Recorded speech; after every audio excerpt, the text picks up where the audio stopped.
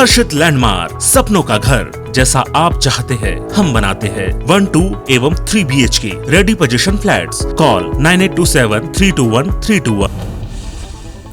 कांग्रेस नेता सलमान खुर्शीद की किताब पर हंगामा हो गया है। 24 घंटे के अंदर ही उनके खिलाफ दिल्ली पुलिस में शिकायत दर्ज की गई है। दरअसल खुर्शीद ने इस किताब में हिंदुत्व की तुलना आतंकी संगठन ISIS और बोको हराम से की है। सलमान खुर्शीद की किताब के जवाब में बीजेपी प्रवक्ता गौरव भाटिया ने सोनिया, राहुल और प्रियंका गांधी पर निशाना साधा। उन्होंने कहा कि ये सिर्फ सलमान खुर्शीद या कांग्रेस के कुछ नेताओं की लाइन नहीं, बल्कि आज कांग्रेस पार्टी की विचारधारा है। ऐसा सोनिया गांधी और राहुल गांधी के इशारे पर ही बार बार होता है। वहीं मध्य प्रदेश के गृह मंत्री नरोत्तम मिश्रा ने पूर्व केंद्रीय मंत्री सलमान खुर्शीद की किताब पर पलटवार किया। मंत्री नरोत्तम मिश्रा ने कहा कि देश के अंदर का जो बिखराव हो रहा है वो सलमान जैसे लोगों की देन है। साथ ही उन्होंने कहा कि कांग्रेस और गांधी परिवार के लोग टुकड़े टुकड़े गैंग के समर्थक हैं। राजस्थान में कैबिनेट विस्तार की अटकलें तेज हो गई हैं। आज मुख्यमंत्री अशोक गहलोत ने दिल्ली में कांग्रेस के अंतरिम अध्यक्ष सोनिया गांधी से मुलाकात की। वहीं राजस्थान के राज्यपाल कलराज मिश्र भी दिल्ली दौरे पर है और वो 13 नवंबर को जयपुर वापस आ रहे हैं। ऐसे में ये माना जा रहा है कि 15 नवंबर को मंत्रिमंडल का विस्तार हो सकता है। यूपी में आगामी विधानसभा चुनाव को लेकर बीजेपी ने रणनीति तैयार की है, जिसमें अब हर महीने प्रधानमंत्री नरेंद्र मोदी, केंद्रीय गृह मंत्री अमित शाह समेत केंद्रीय मंत्री, प्रदेश के मुख्यमंत्री अलग अलग जिलों का दौरा करेंगे। वो न केवल जनसभाएं करेंगे बल्कि करोड़ों की सौगात भी देने वाले हैं। पंजाब विधानसभा में केंद्र सरकार के खिलाफ BSF के अधिकार क्षेत्र को 15 किलोमीटर से बढ़ाकर 50 किलोमीटर किए जाने के मामले में सर्वसम्मति से सभी पार्टियों ने मिलकर निंदा प्रस्ताव पारित किया। साथ ही केंद्र सरकार से पंजाब सरकार और विधायकों ने मांग की है कि जल्द से जल्द BSF के अधिकार क्षेत्र बढ़ाए जाने के आदेश को वापस लिया जाए। पंजाब विधानसभा में केंद्र सरकार के खिलाफ BSF के अधिकार क्षेत्र को 15 किलोमीटर से बढ़ाकर 50 किलोमीटर किए जाने के मामले में सर्वसम्मति से सभी पार्टियों ने मिलकर निंदा प्रस्ताव पारित किया। वहीं पंजाब के पूर्व CM कैप्टन अमरिंदर सिंह ने केंद्र सरकार का समर्थन करते हुए कहा कि राष्ट्रीय सुरक्षा के मुद्दे पर राजनीति नहीं होनी चाहिए। पीएम मोदी कल RBI की 2 नई स्कीमों को लॉन्च करेंगे। इनमें रिटेल डायरेक्ट स्कीम और इंटरनल ऑब्जमेन स्कीम शामिल है। पीएमओ ने एक बयान जारी कर ये जानकारी दी है। कंगना रनौत के आजादी को लेकर दिए बयान पर बवाल मच गया है। बिहार के पूर्व CM जीतनराम मांझी ने मांग की है कि कंगना से पद्मश्री सम्मान वापस लेना चाहिए। जीतनराम मांझी ने राष्ट्रपति भवन को टैग करते हुए ये ट्वीट किया।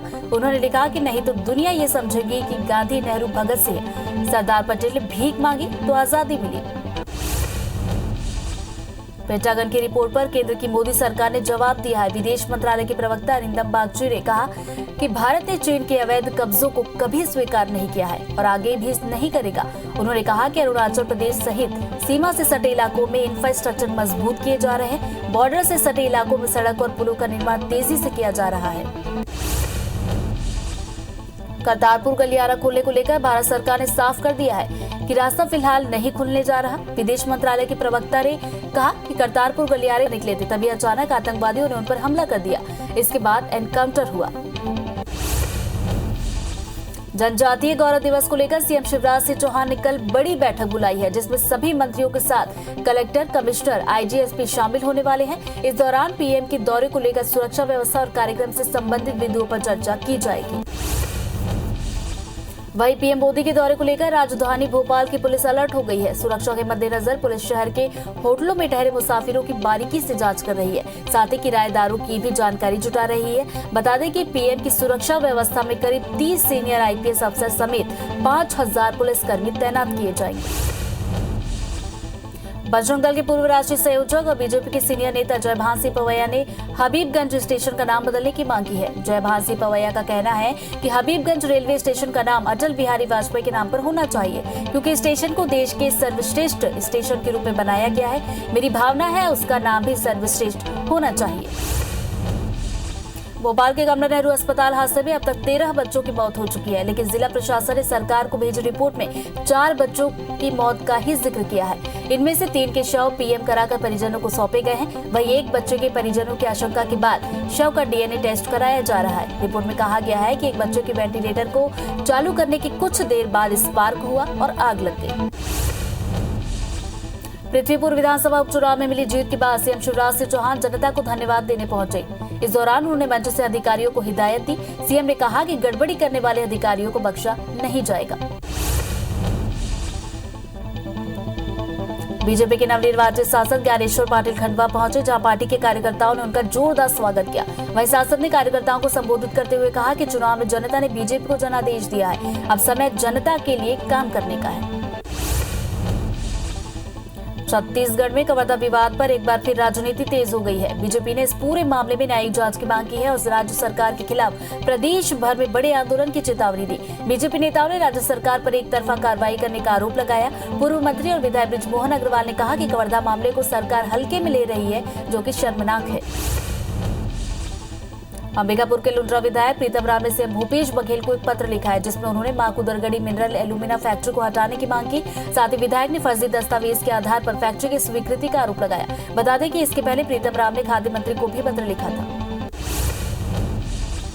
बस्तर जिला प्रशासन ने युवोदय अकेडमी की शुरुआत कर छात्र छात्राओं के लिए फ्री कोचिंग की व्यवस्था की है, जिसका फायदा उठाकर बस्तर जिले के 32 छात्र नीट की परीक्षा में पास हो गए हैं, जिससे संसदीय सचिव रेखचंद जैन ने मुलाकात की और जिला प्रशासन की इस पहल की सराहना की।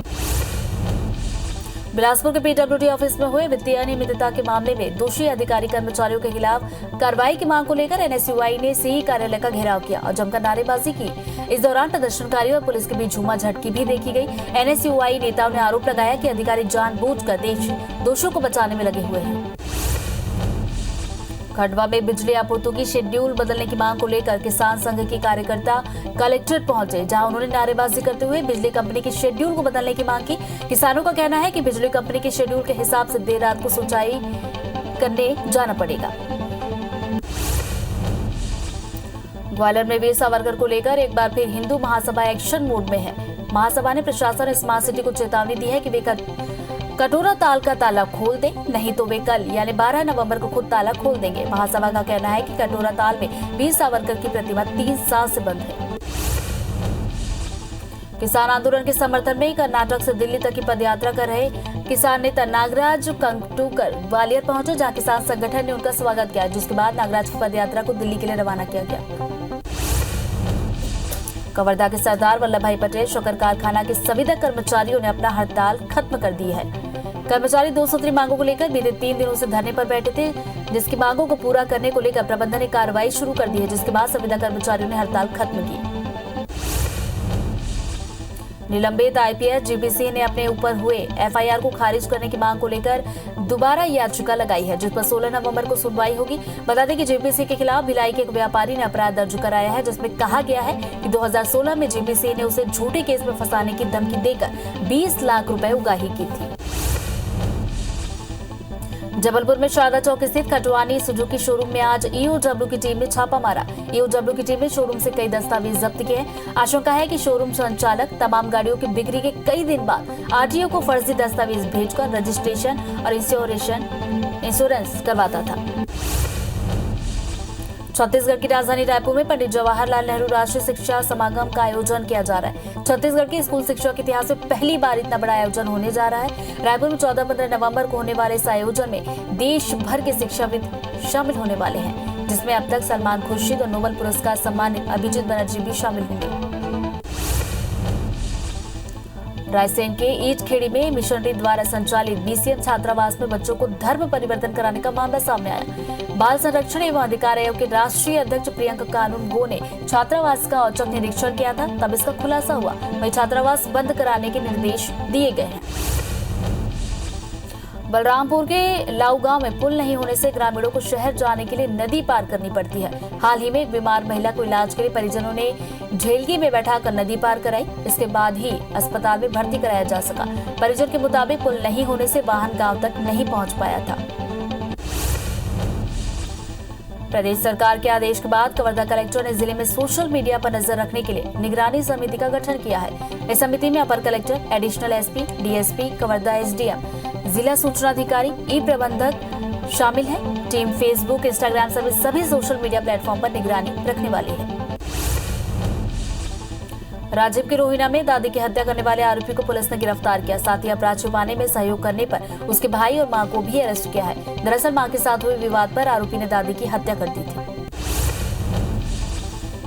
खरगोन जिले में 3 मछुआरों ने जहरीली दवा खाकर सुसाइड करने की कोशिश की। बताया जा रहा है कि मछली पालन समिति में विवाद के चलते मछुआरों ने ये कदम उठाया। फिलहाल तीनों की हालत गंभीर होने के कारण उन्हें इलाज के लिए अस्पताल में भर्ती कराया गया है।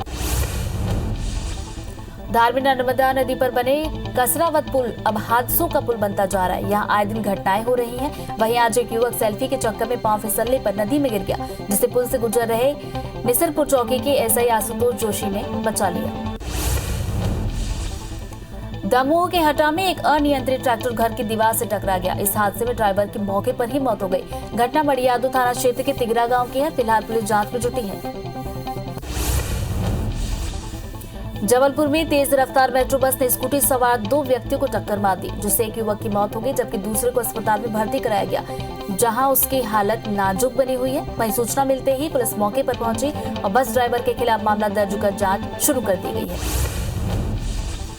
ग्वालियर में एक नवविवाहिता ने अपने पति, ससुर और सास के खिलाफ दहेज प्रताड़ना का केस दर्ज कराया।